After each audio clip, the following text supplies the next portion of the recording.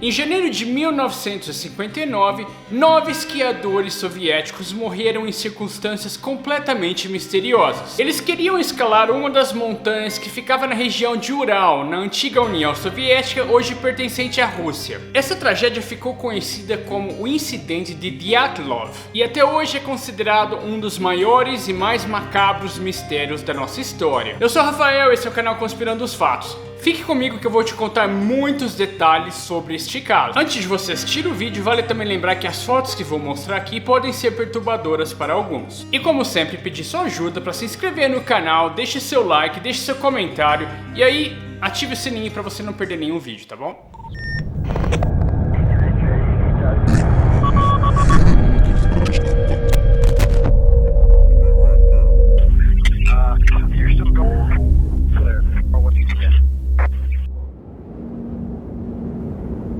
Em janeiro de 1959, o esquiador e alpinista Igor Dyatlov era um líder de uma expedição para escalar o pico de Otorten, uma montanha na região norte de Ural, na época União Soviética.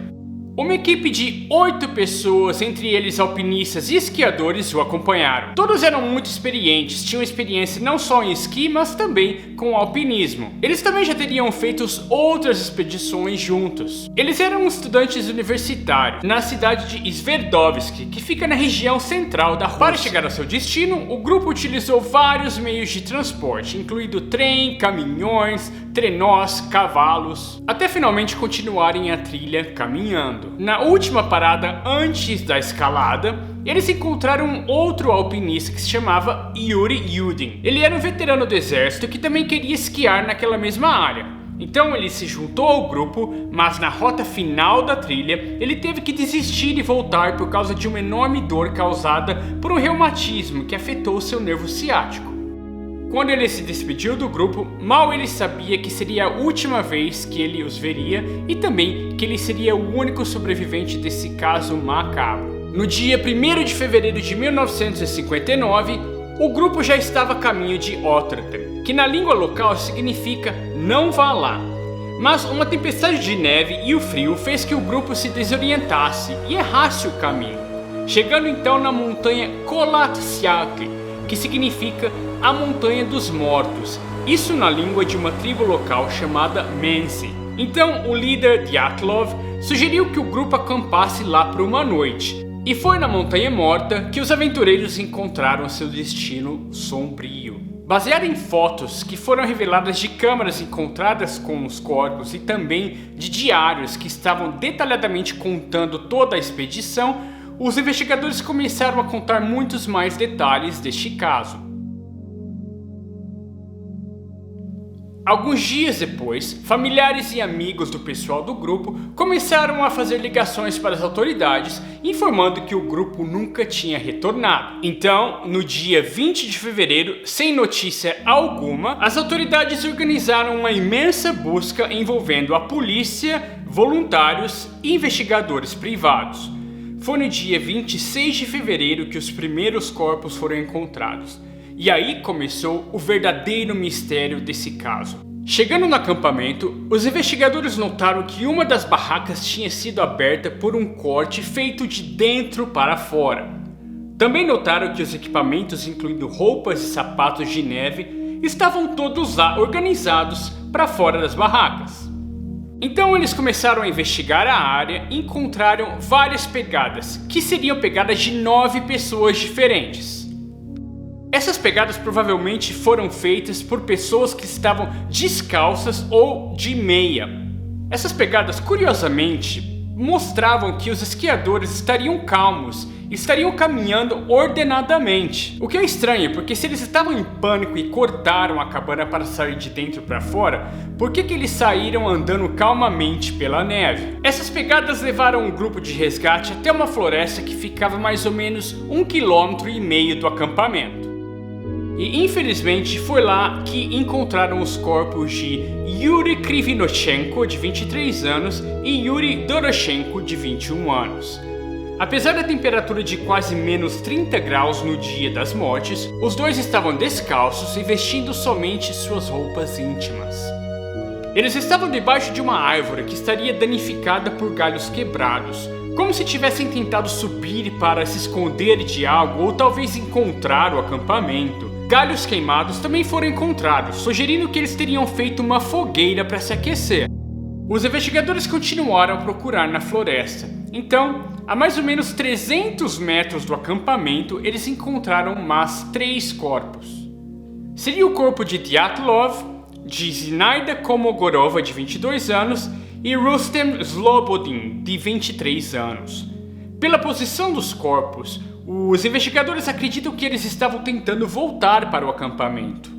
Esses corpos não apresentariam nenhum ferimento grave, e segundo as investigações, a causa da morte teria sido hipotermia. Apesar da causa da morte ser hipotermia, alguns detalhes intrigaram os investigadores. Por exemplo, um dos corpos aparentava ter uma cor marrom, o que não era normal. Outro corpo teria uma espuma cinzenta saindo da boca e também cobrindo parte de sua face. Mas provavelmente eles estavam tentando voltar depois que encontraram os outros corpos. Mas não conseguiram por causa do frio e do vento, eles acabaram morrendo por hipotermia. Ainda faltavam encontrar mais 4 corpos, e foi somente depois de 2 meses que eles foram encontrados. Mas aí que o caso foi ficando ainda mais intrigante. Eles estavam em um barranco de 75 metros de profundidade, também na mesma floresta.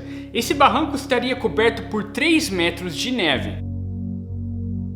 Kinolai Tibu, uma das vítimas, estava com traumatismo craniano, enquanto Ludmila Dubinina, de 20 anos, e Simeon Zolotaryov, de 38 anos, apresentavam enormes fraturas internas no peito, que só poderiam ter sido causadas por algo comparado com um choque com um carro em alta velocidade, por exemplo. Uma parte muito bizarra dessa história foi as condições que o corpo de Dubinina tinha sido encontrado. Ela estava sem a língua, os olhos e também parte do tecido de sua face teria sido arrancado. E o mistério não para por aí. As roupas de Dubinina e Kolevatov também estavam contaminadas por material radioativo tipo beta, que segundo investigadores, esse nível de radioatividade encontrado seria mais alto que o poderia acontecer naturalmente. O grupo estava carregando com eles várias câmeras fotográficas e também diários, que foi tudo meticulosamente registrado, e também muitas fotos que foram reveladas depois, que trazem vários detalhes.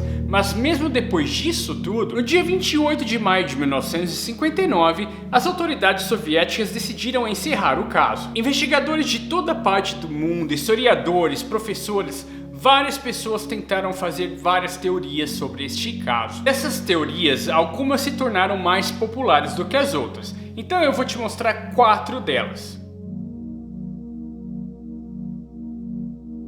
A primeira seria que o grupo teria sido assassinado por membros da tribo Menzi, que vivia naquela região. Quando perceberam que estava em perigo, o grupo teria tentado escapar. Mas há vários problemas com essa teoria. Primeiro, que eles não estavam correndo, como mostraram as pegadas.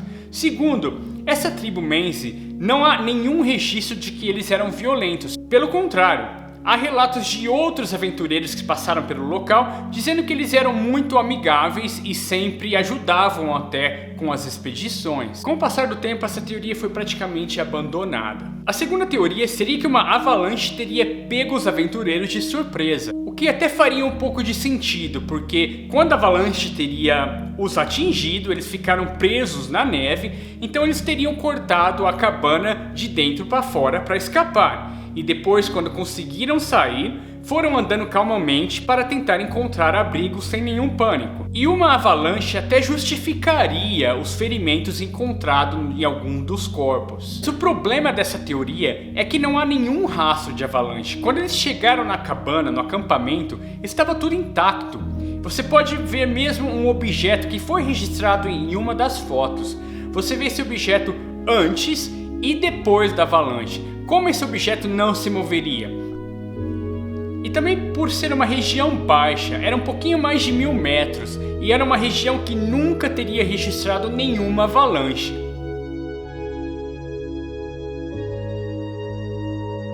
A terceira teoria é um pouco estranha, mas também faz um pouco de sentido. Esses aventureiros teriam sido vítimas do exército russo, porque eles teriam presenciado sem querer testes militares secretos.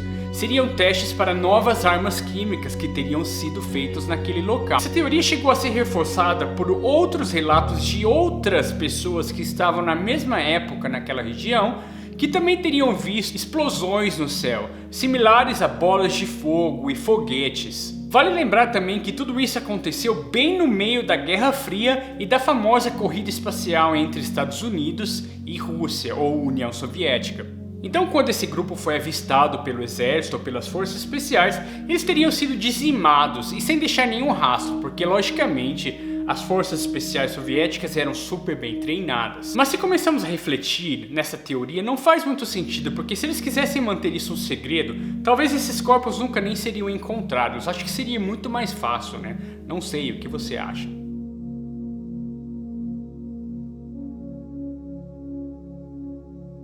Eu sei que você já estava esperando isso. E é verdade, a quarta teoria é relacionada com alienígenas e OVNIs. Eu sei que parece loucura, mas tem alguns fatos que suportam essa teoria. Por exemplo, como eu tinha falado antes, várias pessoas relataram alguns objetos luminosos no céu em forma oval. Mesmo as pessoas que viviam naquela tribo da Menzi que eu já tinha falado pra você. E alguns anos depois, fotos reveladas das câmeras de Zolotaryov, uma das vítimas, revelaram o que parecia ser objetos no céu, objetos luminosos. É lógico que a qualidade das fotos não são perfeitas, mas podemos ver alguma coisa, e se ele estaria tirando foto disso, provavelmente porque teria chamado a atenção dele. E também o Lev Ivanov, que era o chefe da investigação, também teria relatado em um artigo em 1990 que quando ele encontrou os corpos, várias árvores estavam com o topo queimado e não tinham uma patente, eram queimaduras espalhadas por várias partes no topo. E no mesmo artigo, em 1990, ele teria falado que ele e seus assistentes foram obrigados pela KGB a retirar do arquivo dessas investigações todas as evidências relacionadas com esses avistamentos de OVNIs. E ele confirmou que realmente haviam muitos relatos de testemunhas que teriam avistado essas luzes no céu. A última teoria que eu quero falar para você é a teoria do forno. Era comum naquela época usar um forninho dentro da cabana para cozinhar, e naquela noite eles usaram porque os investigadores encontraram presunto, bacon que eles teriam cozinhado antes de morrer. Então, esse forno teria dado algum problema ou superaquecido e teria ocasionado muita fumaça na cabana.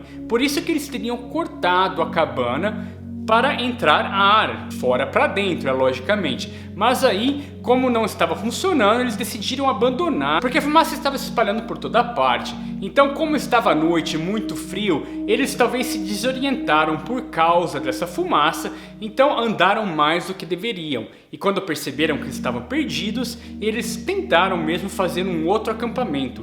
Por isso que eles encontraram os corpos perto de uma fogueira. Aí o grupo teria se separado. Alguns ficaram lá na fogueira e os outros teriam saído para tentar achar o primeiro acampamento deles. Foi quando eles caíram neste barranco de 75 metros e foi aí que eles se machucaram. Aí explicaria, né, as lesões que eles teriam, que teriam sido mortais para eles. Sinceramente, essa teoria do forno, para mim, até que faz muito sentido.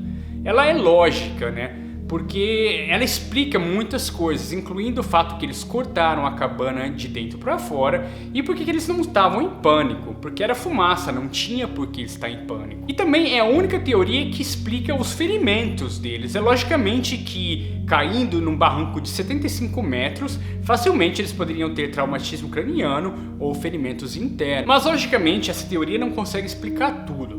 Por exemplo, essa teoria não explica por que as roupas estavam contaminadas por radioatividade. E também não explicam as luzes que foram avistadas no céu. Mas enfim, há várias teorias sobre esse caso. Eu vou deixar alguns links para você na descrição. A maioria dos sites estão em inglês, mas você vai procurar, eu tenho certeza que você vai encontrar muita coisa em português também. Bom, é isso aí, gente. Eu fico por aqui. Não se esqueça de se inscrever no canal se gostou do conteúdo, tá bom? Vejo você no próximo vídeo.